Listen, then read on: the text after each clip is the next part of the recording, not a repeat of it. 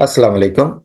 In today's lecture, we will discuss the equilibrium of a firm under perfect competition.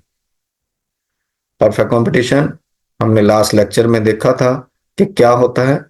एक ऐसा market structure कि जिसमें कुछ खास करेक्टरिस्टिक्स एग्जिस्ट करते हों, जैसे कि large number of buyers and sellers, जैसे कि homogeneity in production, free entry and exit, perfect knowledge about market, factors mobility and no transportation cost। और अगर ये करेक्टरिस्टिक्स एग्जिस्ट करते हो किसी मार्केट में तो उस मार्केट को कहते हैं परफेक्ट मार्केट, और उसमें होने वाले कंपटीशन को कहते हैं परफेक्ट कंपटीशन। इक्विलिब्रियम क्या होता है? The aim of any firm is to maximise the profit. किसी भी फर्म का बुनियादी मकसद अपने प्रॉफिट को मैक्सिमम करना होता है, और अगर वो लॉस पे हो तो लॉस को मिनिमम करना होता है। द पॉइंट और the output with which the profit of a firm is maximum is known as equilibrium of a firm. आज के इस लेक्चर में हम ये देखेंगे कि परफेक्ट कंपटीशन में एक फर्म को इक्विलिब्रियम कब और कैसे हासिल होता है। इक्विलिब्रियम ऑफ अ फर्म को एक्सप्लेन करने के लिए देयर आर टू अप्रोचेस, और हम वन बाय वन दोनों को देखेंगे।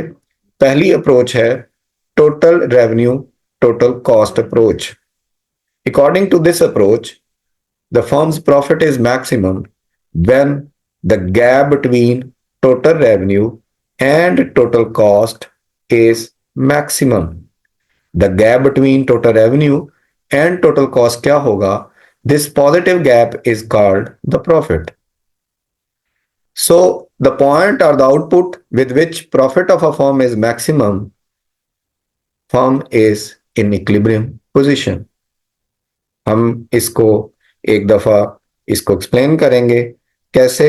हमें पता है कि हमने एक पिछले एक लेक्चर में पढ़ा था कि total revenue under perfect competition किस तरह का ग्राफ बनता है। एक स्ट्रेट लाइन बनती है, और उस जो कि ओरिजिन से स्टार्ट होती है और पॉजिटिवली स्लोप्ड होती है, लाइक दिस। ये टोटल रेवेन्यू है। What about the total cost? Like this. Now what is the output at which the firm's profit is maximum? Where the gap between T R and T C is maximum. अगर हम इसे कहेंगे ये Q steric है, तो Q steric एक ऐसा point है कि जहां पे ये गैप जो है टी आर और टी सी का वो मैक्सिमम है। यहां पे आप देख रहे हो कि टी आर और टी सी का डिफरेंस जो है वो मैक्सिमम है, तो इसका मतलब है at this point the profit of a firm is maximum. The profit of a firm is maximum at Q asterisk. Maximum at Q asterisk. Q asterisk पे फर्म का प्रॉफिट मैक्सिमम है। क्लियर हो गई ये बात? अब कुछ एक दो चीजें और। एक कॉन्सेप्ट है slope of total revenue। What is the slope of total revenue? What is the slope? Slope is the rate of change। Rate of change. When we say the slope of total revenue, it means the change in TR over change in Q। तो इसको हमने क्या देखा था? हमने कहा कि जो चेंज इन टी आर वो चेंज इन क्यू होता है, that is the M R. It means the M R is the net change in T R. तो जो स्लोप ऑफ टी आर क्या होती है? That is the M R. इसी तरह से अगर हम कहेंगे स्लोप ऑफ टी सी क्या है, तो slope of T C is the rate of change in T C, and that is the change in total cost over change in Q. तो what is this? This is the M C. तो एक चीज तो हमें ये पता चल गई कि slope of T R M R होता है, slope of T C M C होती है।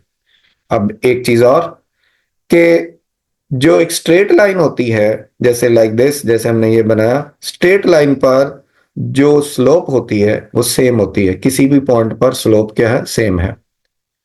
और अगर किसी ग्राफ पे, किसी कर्व पे आपने स्लोप कैलकुलेट करनी हो, तो ज्योमेट्रिकली हम वहां पे टेंजेंट ड्रॉ करते हैं लाइक दिस।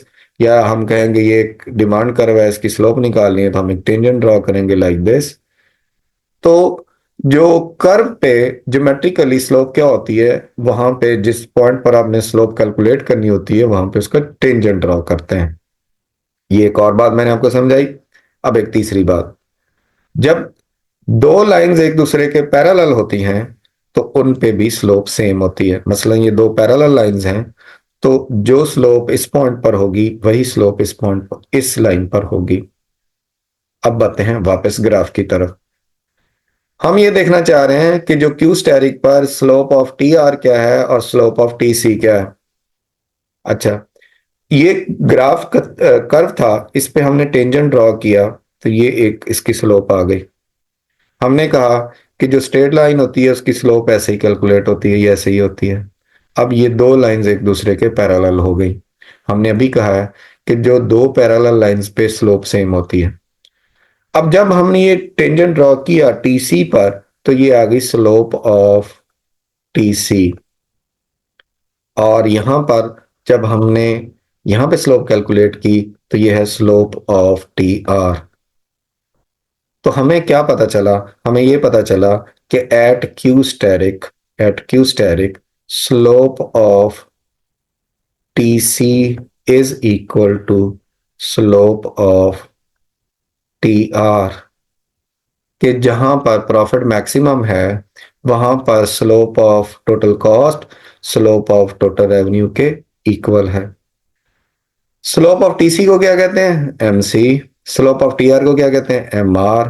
तो इससे हमें क्या पता चला कि जब आप इक्विलिब्रियम पोजीशन पर होते हो, तो फर्म जब इक्विलिब्रियम पोजीशन पे होती है तो एम सी एम आर के इक्वल होता है। ये पॉइंट बार बार आगे कहीं ना कहीं आएगा। ये यू मस्ट नो कि एट इक्विलिब्रियम क्या दो चीजें इक्वल होती हैं, तो हमें पता होना चाहिए कि एम सी एम आर के इक्वल होती है। क्लियर होगी बात। यानी ये अगर कैलकुलेशन और ये सारी चीजें ना भी आए, तो हमें ये जरूर पता होना चाहिए कि जहां पर आपका इक्विलिब्रियम है, यानी gap between T R T C maximum है, तो वहां पे the slope of T C slope of T R के इक्वल है, यानी एम सी एम आर के इक्वल है। नाउ द सेकंड अप्रोच है, that is the M R M C approach. तो M R M C approach में equilibrium कहां पर और कैसे अटेन होता है, इसके लिए दो कंडीशंस हैं। पहली कंडीशन अभी हमें पता है कि नेसेसरी कंडीशन, और नेसेसरी कंडीशन को अभी हमने डिस्कस किया है। क्या, at equilibrium position M C is equal to M R. जब कोई फर्म इक्विलिब्रियम पर होती है तो उसका एम सी एम आर के इक्वल होता है, and this is called necessary condition of equilibrium. This is called necessary condition of equilibrium. Now another condition is that is called the sufficient condition कि equilibrium point पर MC cuts MR from below। जो आपका MC का curve है वो MR को नीचे से कट करता हुआ ऊपर की तरफ जाता है। या आप ये कह लें कि जो इक्विलिब्रियम पॉइंट के बाद द स्लोप ऑफ जो MC होती है that is greater then the slope of MR after equilibrium point. The slope of MC is greater than the slope of MR। और टेक्निकली आप यही देख सकते हैं कि MC जहां पर MR के कर्व को नीचे से कट करता हो ऊपर की तरफ जा रहा हो, वहां पे इक्विलिब्रियम होता है। क्लियर हो गई ये बात। यानी दो कंडीशन है, MC MR की इक्वल होना चाहिए and MC cuts MR from below. ये ग्राफ आ गया। अब आप देखें, ये आपका MC है फॉर्म का, ये MR है। हमें पता है कि परफेक्ट कंपटीशन में MR AR और प्राइस एक दूसरे के इक्वल होते हैं, ये क्वांटिटी। और इस एक्सिस पे हमने लिया रेवेन्यू कॉस्ट एंड प्राइस, और ये आपका बन गया MC। ये आपका MC बन गया।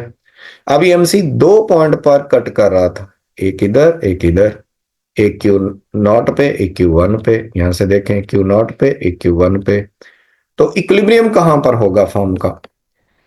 इक्विलिब्रियम हमने कहा कि उसके लिए दो कंडीशन है। पहली कंडीशन ये भी पॉइंट पूरा कर रहा है और ये भी पॉइंट पूरा कर रहा है, यानी M C is equal to M are.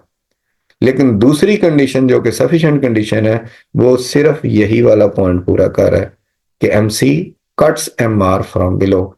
Equilibrium point पर जो एम सी है वो एम आर को नीचे से कट करता हुआ ऊपर की तरफ जा रहा है, या इस पॉइंट के बाद जो एम सी की स्लोप है वो एम आर से ज्यादा होती है। ये बात हो गई। अब इस ग्राफ का क्या मतलब है? हमने कहा था कि परफेक्ट कंपटीशन में हु डिसाइड्स द प्राइस? तो under perfect competition the price is decided by the market forces. ये मार्केट फोर्सेस हैं, सप्लाई, डिमांड, इन्होंने ये तय किया कि ये प्राइस होगी। अब फर्म इसी प्राइस को लेके अपनी प्रोडक्शन कर रही है, इसलिए फर्म को कहते हैं firm is price taker. Firm is price taker. Taker का मतलब है कि वो प्राइस खुद डिसाइड नहीं कर रही। Price is determined by the market forces. तो फिर फर्म क्या कर रही है? फर्म अपनी आउटपुट का डिसीजन ले रही है कि वो कितनी क्वांटिटी प्रोड्यूस करे कि उसका प्रॉफिट मैक्सिमम हो जाए। तो कितनी वो क्वांटिटी प्रोड्यूस करे? द आउटपुट विद विच क्या इट्स प्रॉफिट इज मैक्सिमम।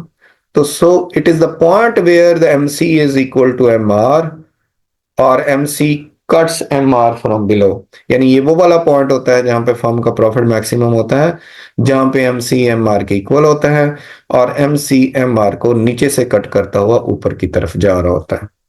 बात क्लियर हो गई? तो इक्विलिब्रियम कहां पर है? यहां पर ये ई वन पॉइंट पर, और उस वक्त फर्म कितना प्रोड्यूस कर रही है? क्यू वन प्रोड्यूस कर रही है। क्वेश्चन ये है कि प्रोडक्शन का डिसीजन कौन ले रहा है? आंसर ये है फर्म खुद। क्वेश्चन ये है कि परफेक्ट कंपटीशन में प्राइस का डिसीजन कौन ले रहा है? तो आंसर है कि market forces and the firm is price taker. अब हमें यह देखना है कि शॉर्ट टर्म पीरियड में फर्म के इक्विलिब्रियम के क्या क्या केसेस हो सकते हैं।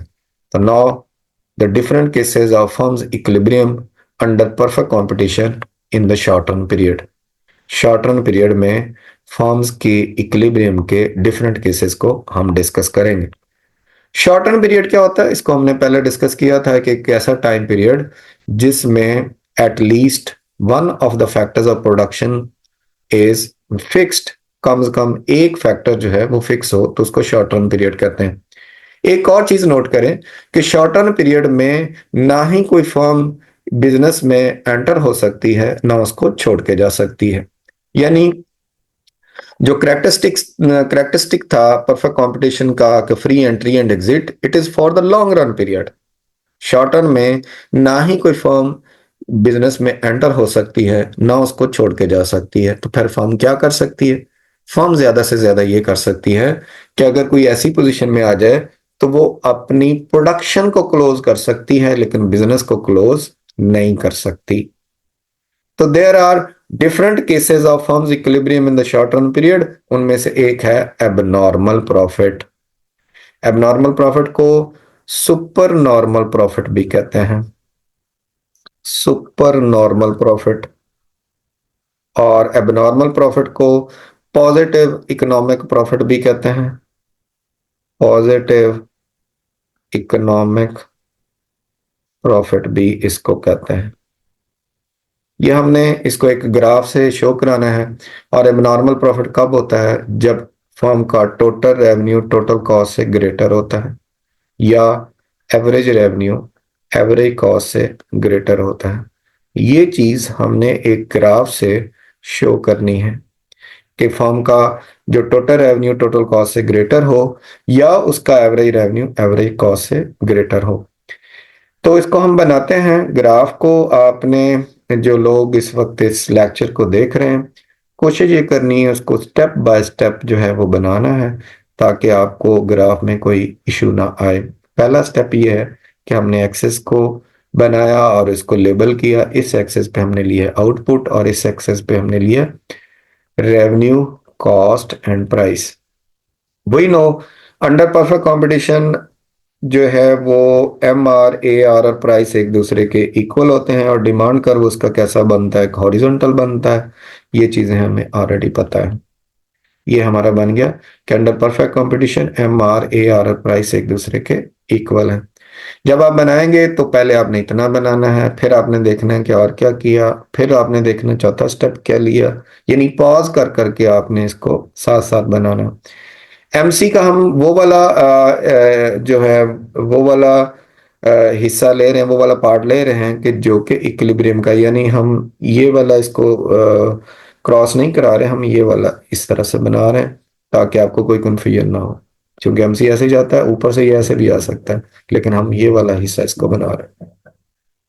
इक्विलिब्रियम कहाँ पर होता है? जहां पे MC MR के इक्वल होता है, दिस इज द पॉइंट। इसका मतलब है कि आपने ये आउटपुट प्रोड्यूस करनी है जिसके साथ आपने चलना है, यानी वो क्वांटिटी होगी जिसके साथ अगर आप प्रॉफिट में हैं तो प्रॉफिट मैक्सिमम होगा, लॉस में हैं तो लॉस मिनिमम होगा, वगैरह वगैरह।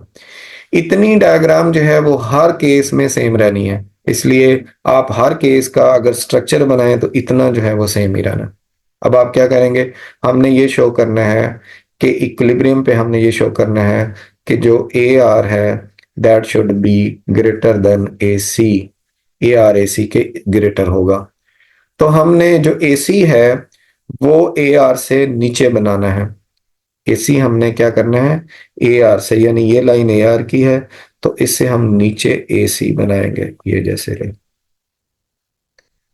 याद रहे कि जब आपका MC जो है वो AC को कट करता है तो AC के बॉटम से कट करता है, यानी अगर आप इसको इधर से या इधर से पास कराएंगे तो ये गलत है, ये गलत है, ये दुरुस्त है। ठीक हो गया? अब आपका ये बन गया। हमने इस डायग्राम से अब देखना है कि टोटल रेवेन्यू क्या है और टोटल कॉस्ट क्या है। टोटल रेवेन्यू और टोटल कॉस्ट को कैलकुलेट करने के लिए हमें पता है कि एवरेज रेवेन्यू को अगर मल्टीप्लाई करें आउटपुट से तो हमारा टोटल रेवेन्यू आ जाता है। या आप कह लेंगे average revenue is always equal to price, तो प्राइस को अगर आप आउटपुट से मल्टीप्लाई करें तो आपका TR आ जाता है। तो यहाँ पर प्राइस या AR क्या है उसको हम ढूंढते हैं। ये क्वांटिटी है हमारा, ये AR था, या प्राइस भी यही थी। तो ये वाला पॉइंट जो है वो आपका प्राइस या AR, ये आपकी आउटपुट है OQ। हमने इससे मल्टीप्लाई किया तो ये सारा एरिया जो है वो अब आपका आपके पास आ गया TR। ये जो मैंने इसको थोड़ा सा हाईलाइट किया, इसको आप कोई नाम दे दें। तो what is the TR in this case? That is the ABOQ। ये हमारे पास TR आ गया। अब इस ग्राफ में हमने ये देखना है कि what is the total cost. तो उसके लिए हमने ये देखा इस क्वांटिटी पर AC क्या है। AC को अगर हम आउटपुट से मल्टीप्लाई कर दें तो वो हो जाएगा टोटल कॉस्ट। तो Q जो है, AC जो है वो ये मैंने हाईलाइट किया। AC को हाईलाइट किया और इसको अगर हम Q से मल्टीप्लाई कर दें, यानी ये वाला सारा एरिया मार्क कर दें ये, तो ये हमारे पास आ जाएगा TC। TC क्या आ गया, इसका हमने कोई नाम दे दिया, तो TC आ गया CDOQ। ठीक है? तो प्रॉफिट क्या होगा? Profit is the total revenue minus total cost. Profit को पाई से भी डिनोट कर लेते हैं। तो वो कौन सा एरिया है? ये दरमियानी एरिया, क्योंकि TR ऊपर है, TC नीचे है। तो ये शेडेड एरिया क्या बन गया आपका? Profit. That is the ABCD area जो आपका क्या है? प्रॉफिट है। और इस प्रॉफिट को क्या कहेंगे?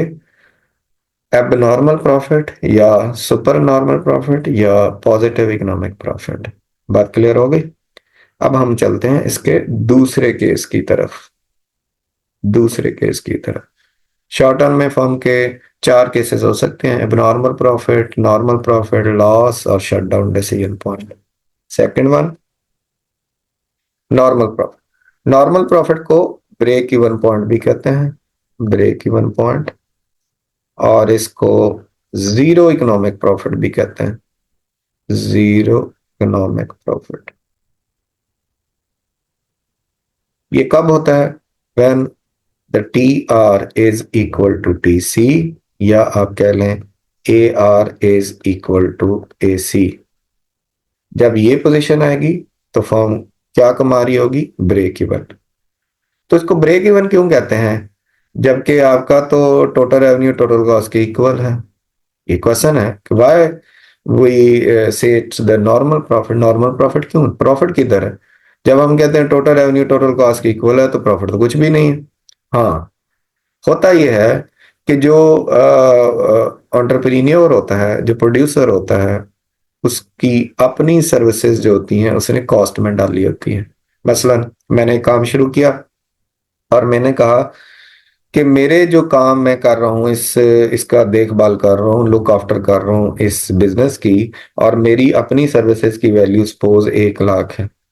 वो मैंने 1 लाख को डाला हुआ है किसमें? कॉस्ट में।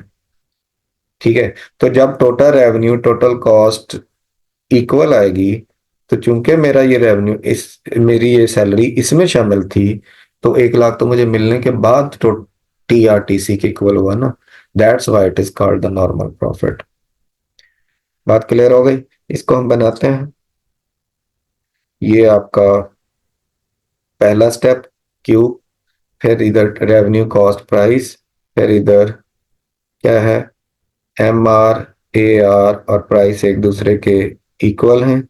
फिर ये आपका बन गया MC। ठीक हो गया। और इसके बाद आपने बनाना है AC। अब AC बनाने के लिए आपने क्या करना है? AR should be equal to AC।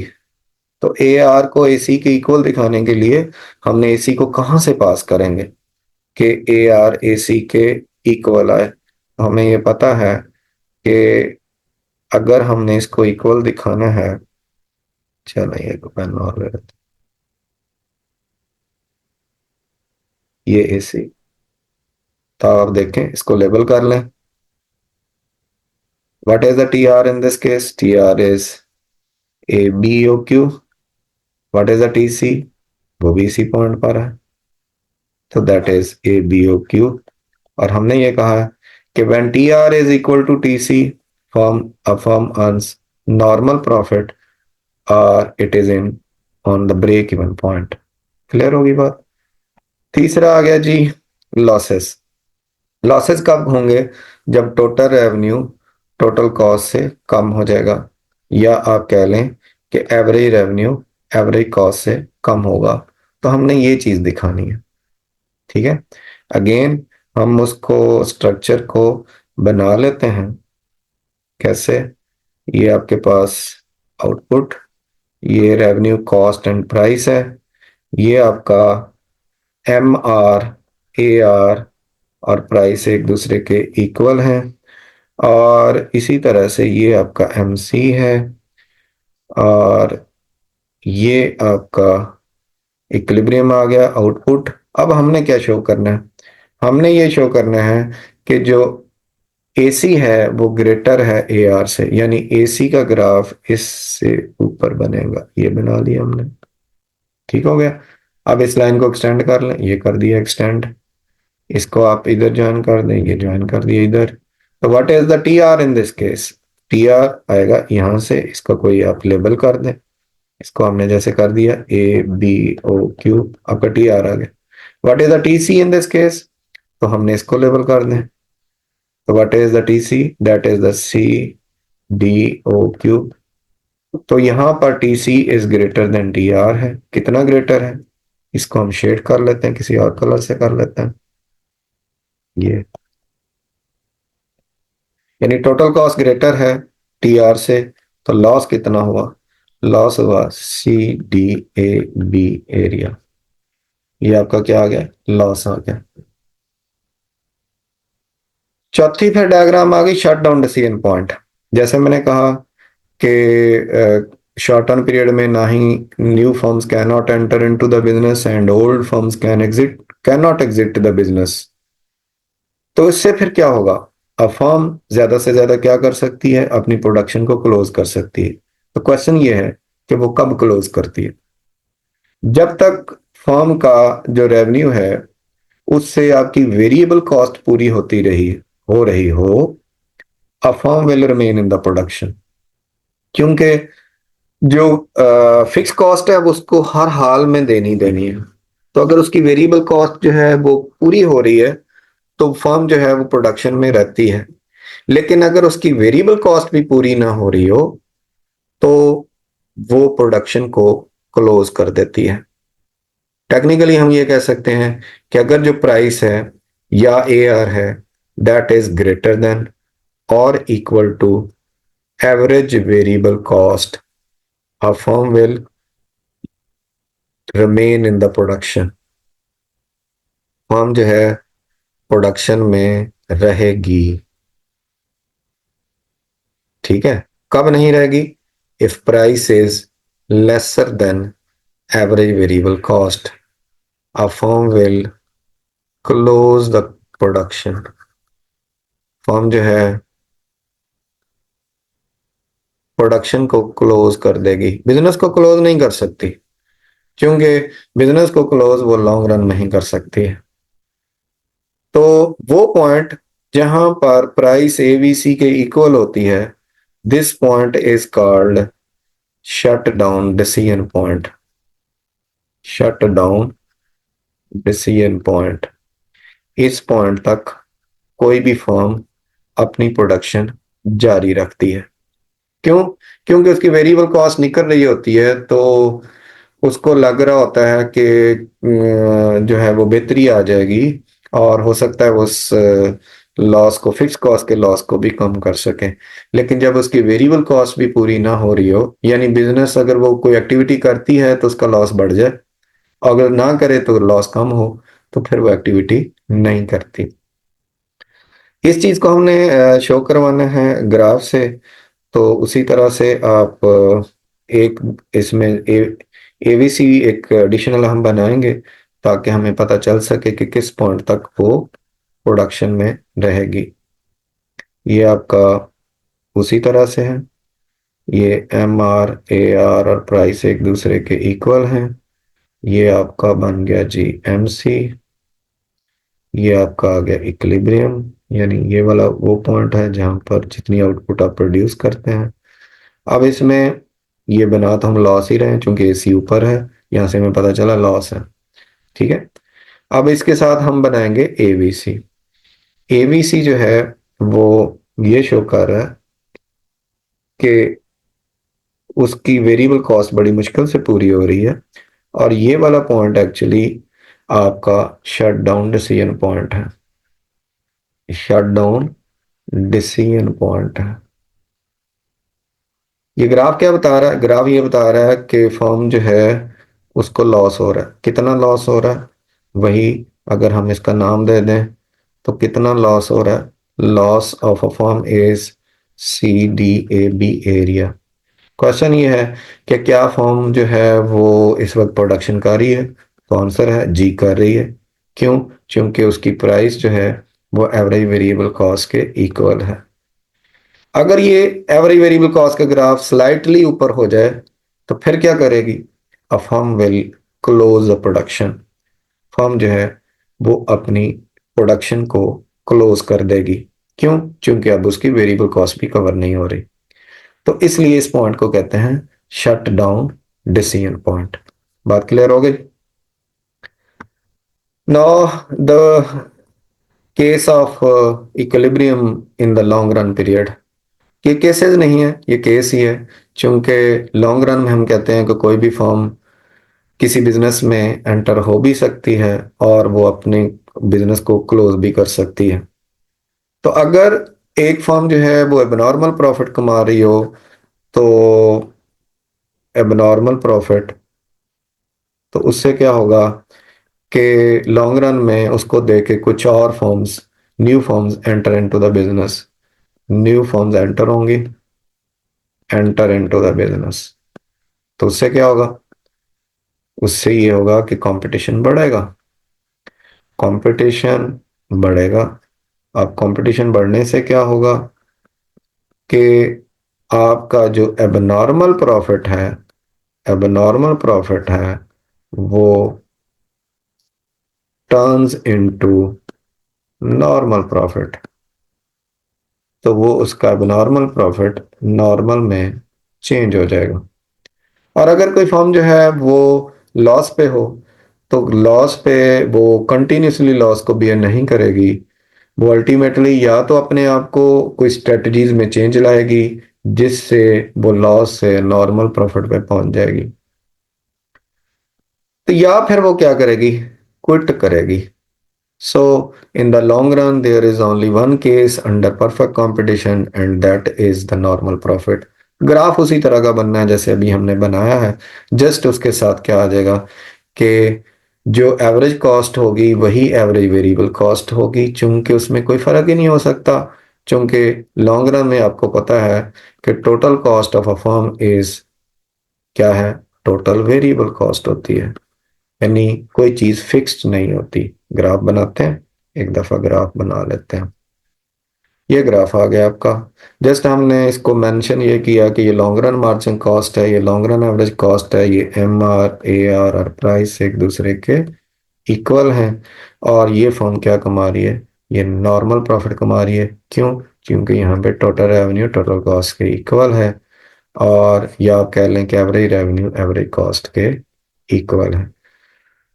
तो क्या सीखा हमने यहाँ से? हमने ये सीखा कि परफेक्ट कंपटीशन में लॉन्ग रन में फर्म जस्ट उसकी इक्विलिब्रियम पोजीशन का एक ही केस होता है, and that is the normal profit. ये था हमारा आज का लेक्चर, और आज के लेक्चर में हमने बहुत अहम टॉपिक को अंडरस्टैंड किया है, and that is the equilibrium of a firm under perfect competition. और इक्विलिब्रियम के साथ साथ हमने ये भी देखा कि फर्म का जो प्राइस एंड आउटपुट डिटर्मिनेशन है परफेक्ट कंपटीशन में वो कैसे होती है। प्राइस का डिसीजन जो है वो मार्केट फोर्सेस से आता है, और इसलिए फर्म को प्राइस टेकर कहते हैं। और आउटपुट का डिसीजन फर्म खुद लेती है। और आउटपुट को डिसाइड करते हुए उसके क्या क्या केस हो सकते हैं, तो शॉर्ट टर्म में हमने कहा कि अब नॉर्मल प्रॉफिट भी हो सकता है, नॉर्मल भी हो सकता है, लॉस भी हो सकता है, शट डाउन डिसीजन भी हो सकता है, but in the long run there is only one case, and that is the normal profit. ये था हमारा आज का लेक्चर। इंशाल्लाह फिर किसी और दिन हाजिर होंगे। अल्लाह हाफिज।